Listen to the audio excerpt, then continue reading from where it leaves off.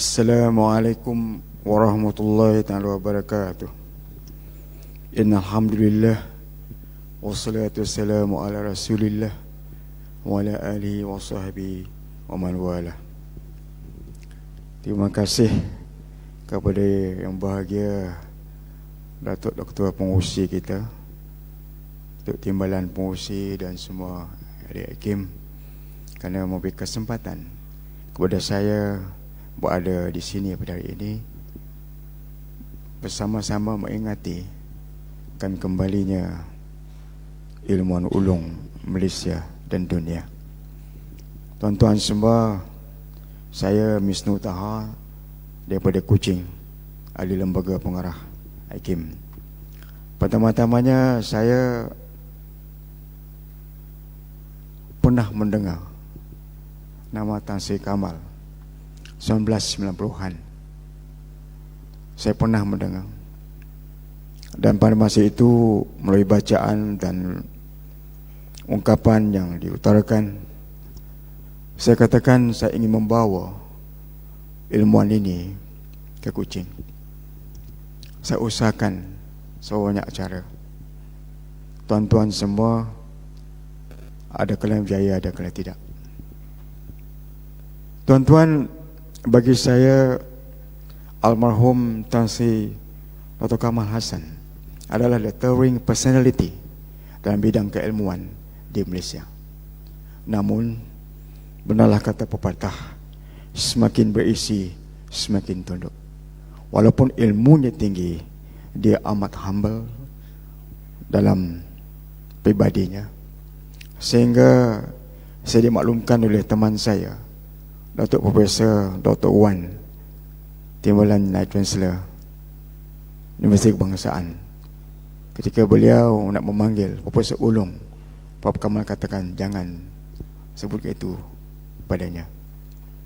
Itulah beliau.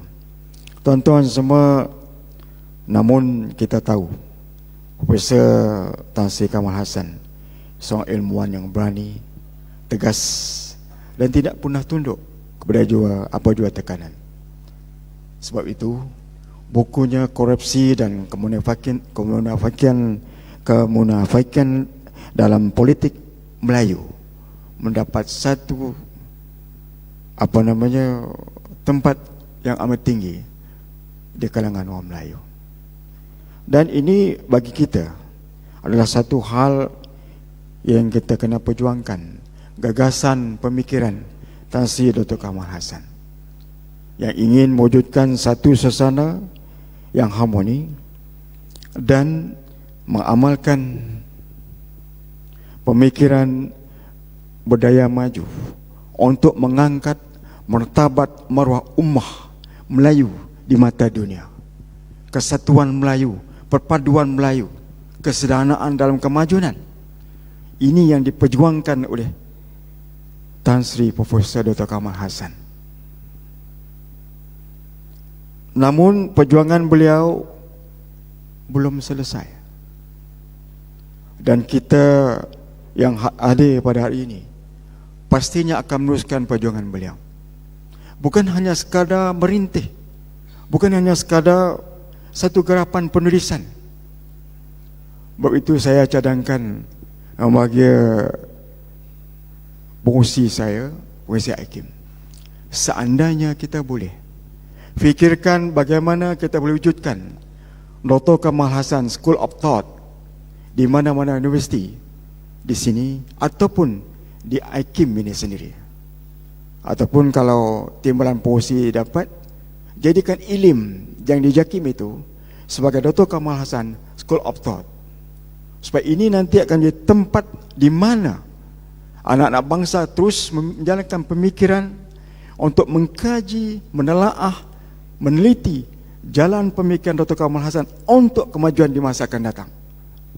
Ini satu gagasan yang perlu kita perjuangkan, diletak pada taraf dan haknya yang betul. Bagi saya, tuan-tuan semua, siapalah saya yang nak menilai akan keilmuan Tan Sri Kamal Hassan? Kita amat kerdil, tapi perjuangan yang mesti kita seteruskan perjuangan yang mengangkat martabat maruah Melayu ini, Islam ini, mesti kita perjuangkan, bukan hanya di Malaysia, bahkan di seantero dunia. Dan ini sesuai benarlah saya katakan, saya mohon agar cadangan kita Dr. Kamal Hassan School of Thought ataupun any Institute of Leadership atas nama Dr. Kamal Hassan, kita mesti jadikan satu kenyataan agar gagasan perjuangannya kita teruskan di masa-masa akan datang. Secara pribadi, saya awalnya saya hanya mendengar Dr. Kamal Hassan. Tapi alhamdulillah apabila saya dilantik sebagai ahli lembaga pengarah IKIM, saya berkesempatan dengan dua orang personaliti yang saya amat sanjungi, almarhum Tun Sarji, dan juga selepas itu almarhum Tuan Sri Kamal Hassan. Apabila saya tamat sebagai ahli lembaga pengarah dalam masyarakat lembaga pengarah, Tuan Sri Kamal Hassan katakan, Misnu, you teruskan. Saya anggap itu sebuah itu amanah. Maka saya teruskan, alhamdulillah, pelantikan saya diperkenankan meneruskan perjuangan beliau untuk masa-masa akan datang. Tuan-tuan semua, bagi saya perjuangan Tan Sri akan sebaiknya kita teruskan. Kerana beliau, saya katakan, tidak tunduk kepada tekanan dan berani meletakkannya hak itu hak, yang batil tetap batil. Oleh itu tuan-tuan semua, seandainya kita ingat, pepatah Melayu mengatakan, seandainya hantar ke laut, Tan Sri akan menjadi pulau yang tempat perlindungan.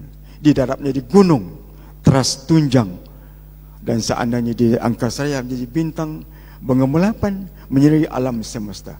Begitulah pemikiran yang boleh digarap akan Tan Sri Kamal Hassan.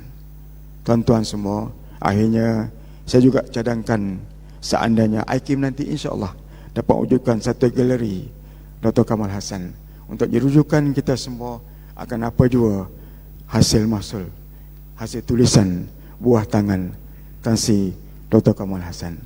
Secara ringkasnya, inilah yang dapat saya ungkapkan pada hari ini. Marilah kita sama berdoa agar roh almarhum ditempatkan di kalangan orang yang saleh. Amin ya rabbal alamin. Wabillahi taufiq. Wassalamualaikum warahmatullahi taala wabarakatuh.